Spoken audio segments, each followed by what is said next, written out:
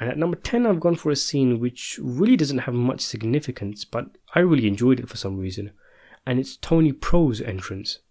Scorsese has a knack for getting us involved in his story, and then introducing a new character along the way in such a way that you know, uh-oh, this guy's gonna be trouble. A bit like De Niro's Johnny Boy entrance in Mean Streets. Everything about this scene is on point, from the way Pacino and De Niro warily talk about him before the scene. Remember when they were on about the little guy, and then the build up to him appearing like he's a rock star appearing on stage, and then the absolute chaos and pandemonium from his supporters when he appears, and then that brilliant little anecdote about Pro killing one of his own men, cementing how dangerous and demented this guy is going to be. The scene where Three Fingers is killed is vintage Scorsese. I love the way the apparently non-diegetic funky music turns out is the song they're all listening to on the radio, and the way the guy driving puts the music back on nonchalantly whilst his passenger is being strangled to death and then put in a shredder, all to a beat that seems like it's out of a Mexican disco party. It's just brilliant. Fantastic direction and editing, a horrific depraved murder made to look like almost a sitcom style comedy scene. Plus, it's extra funny because watching the scene out of context would make you think Three Fingers got killed for touching the guy's radio. And it's so oxymoronic, so ironic, seeing Pro make a speech about the honest union man working whilst the corruption kings dedicate themselves to their destruction, which is pretty much what he's doing as a mobster, leeching off the honest working man's money. The choice of extras in Pro's entrance was on point. They really look like they're from the time period. The atmosphere is really different here from a lot of the Teamster scenes in the film, a lot more animalistic and even tribal, which should tell you something about this new character. Also, The Irishman is one of those films where very little is explained, meaning a lot of stuff is left up to interpretation. You've got a lot of shady looking guys here, one shot of an excited supporter having something whispered into his ear by a bit of a scary looking dude. The way I interpret this scene is that most of the genuine Union guys are being coaxed, forced and threatened to keep drumming up the support for Pro by Pro's mob members who are in the Union. Much of this scene, for the lack of a better word, is a sham. Number 9 now, and for this one I've gone for the Albert Anastasia hit, starting all the way from Joe Pesci talking to someone in the back of his shop, and simultaneously breaking the fourth wall and talking to us about expecting people to keep his instructions to themselves in a very clever shot, all the way to the aftermath of the hit, where De Niro tells us in a voiceover that Russell Bufalino was asked to calm things down. The point of this scene is to highlight Russell Bufalino's respect, reach and power, but Scorsese does it in such a way that it's incredibly self-indulgent, and I love it. It feels like the scene is made for his hardcore fans from movies like Goodfellas. There's no reason for this scene to exist. They don't even tell you who Anastasia is. They don't care if you don't know. This was one point in the film where I thought, you know what? I think Scorsese is just having a lot of fun here. So many of his trademarks are on display here. Breaking the fourth wall, the elongated tracking shot, the soundtrack dissonance. It's a very entertaining scene, completely unnecessary. The kind of scene that probably wouldn't make it to the final cut if this was released in cinemas, but really entertaining. Now for my next pick, I'm cheating quite a bit. To be honest, I've been cheating a bit already in this video, but here I've gone for the Hoffa hit itself, but not just the actual murder, but everything leading up to it, from the scene where Bufalino and Sheeran are in the kitchen. It's a remarkable set of scenes, so tense, with no music either. It's like a claustrophobic short film. I actually hate watching the Hoffa hit itself. I cringe watching it. It's so sad and heartbreaking, especially that little that Hoffa gives as he goes down, and the fact that he trusted Frank right up until the end. All throughout the scenes in this segment, like the cornflake scene, the aeroplane scene, the fish fiasco with Sally Bugs, and even the scene after the hit at the wedding, concluding with old man Frank saying, "It was no more complicated than that." De Niro's facial expressions and body language are remarkable. The way he's internalizing and pushing back the growing feelings of anxiousness and anxiety. The pain in his eyes when Joe Pesci tells him that Hoffa's going is stunning acting.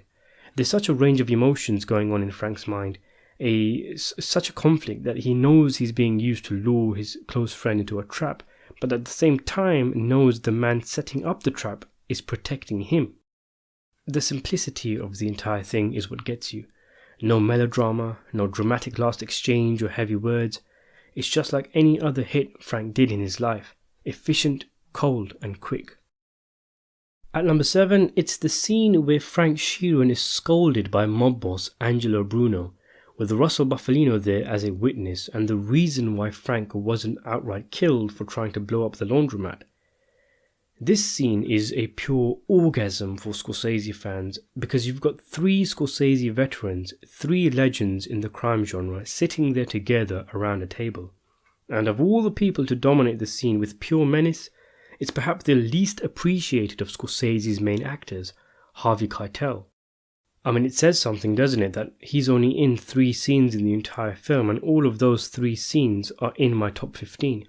He takes complete command of this scene, bleeding it with an ultra-serious and intimidating mood, with Frank Sheeran quickly changing his tone from horsing around about blowing up a building to quickly apologising and trying to de-escalate the situation. Props to Joe Pesci as well, seeing as though the mood changes are signalled by Russell's serious expression, pretty much telling Sheeran that you're in some deep shit. He's so powerful in this scene, it's easy to forget he doesn't even have any lines. This is really Harvey Keitel's only scene in the film, and it shows you just how much screen presence the guy has. His line delivery is excellent, his rebukes making this hitman look like a schoolboy, like when he says, "You got a good friend here, you don't know how good of a friend you got," and then De Niro says, "I know," but he won't even let him have that, and he says, "No, you don't know." The only thing that brings this scene down a little is the de-aging CGI on Joe Pesci looks a bit off. His face looks a bit plastered and the eyes look all weird and balloony, and it unfortunately hampers an otherwise great scene. There's also some classic mob humour with the confusion about who owns the laundry service, which provides a chuckle. That kind of realism, where in reality people have misunderstandings and brain farts, is what often separates Scorsese's films from other mob movies. One particular thing of importance with this scene is that it highlights that the problem of Jimmy Hoffa that happens later on was not just a feud between the likes of Bufalino, Hoffa, Pro and Fat Tony. There were other bosses in the stratosphere, hidden in the shadows, the higher ups as Bufalino puts it, and they are usually hidden away. Here is one scene where one is in the forefront of a scene, and no matter how old, skinny or ugly, the bosses have all the power in the mob. It also highlights the intelligence of a boss like Angelo Bruno, who ruled his family for 2 decades. He knows Frank is not the brains behind the operation, only the muscle, and he can be put to good use in the future, so acts accordingly, using the advice from Russell Bufalino. At number 6, I've gone for Frank Sheeran trying to get Jimmy Hoffa to understand the situation at Frank Sheeran's appreciation night. In truth, the entire appreciation night is my favourite scene in the film, but it would be too easy to pick the entire thing. One of the best things about the appreciation night is the phenomenal acting on display, and here is a perfect example. When De Niro says, "It's what it is," Pacino's reaction is just legendary. You can see how it hits him so hard, that little expression that says, "How could they? How ludicrous," perhaps even with a hint of fear and understanding of how far things have come and how much danger he is in, before quickly ego retakes over and he repeats, "They wouldn't dare. They wouldn't dare," almost like he's challenging the mob. All the while De Niro is getting more and more exasperated, more and more desperate to make Hoffa understand. Pacino is on fire here, but you really do feel for De Niro as well, caught in the middle. The way he's even trying to shush Hoffa, not even let him utter the things he is saying, and sighing resignedly at Hoffa's going on about tapes and proofs, knowing that the mob doesn't care about Hoffa's tapes. He just cannot get through to Hoffa, much as he tries, and he knows the consequences are dire. You also get a sense of Hoffa's ownership and love for the union, repeating, "This is my union," and that, simple as it is the reason why he won't give up the union he's worked so hard for, that he launched into the stratosphere for parasitic greaseball mobsters. The top 5 now, and I'm going for the scene where Pacino is sitting in a room full of fucking idiots. This part of the film is so funny, watching Pacino go to town on his workers, and the hilarious way De Niro gets offended and walks out, and Pacino has to stop his tirade to convince Frank to come back. This scene is vintage Pacino. It harks back to the 1990s, but Pacino could not go one film without exploding at a bunch of characters. It's one of his most famous traits, and The Irishman here is seemingly providing a bit of fan service at watching Al Pacino provide the kind of verbal smackdown we love to see him do. The scenery chewing here hits the roof. He's given so much freedom here and is so wild, you'd think Scorsese's only direction was, okay, another take, but this time, could we tone it down like 10 notches? But it's not just Al Pacino screaming. His line delivery is pretty brilliant, to be honest. The comedic timing, the way his tirade is so high-pitched, and then he instantly switches to a lower, I'm going to jail, you understand? So quickly. There's also genuine frustration in his voice when he's going on about Kennedy. You can see that it's getting to him. He sounds so angry, he looks like he's going to choke on his own words and cry. This is one of the reasons why Scorsese and Pacino should have found a way to work together during the prime of their careers. Scorsese is notorious for providing a little direction and then leaving his actors to improvise, and Pacino is famous for doing this. They fit like a glove together. You can't tell me half of what Pacino did in this scene was in the script.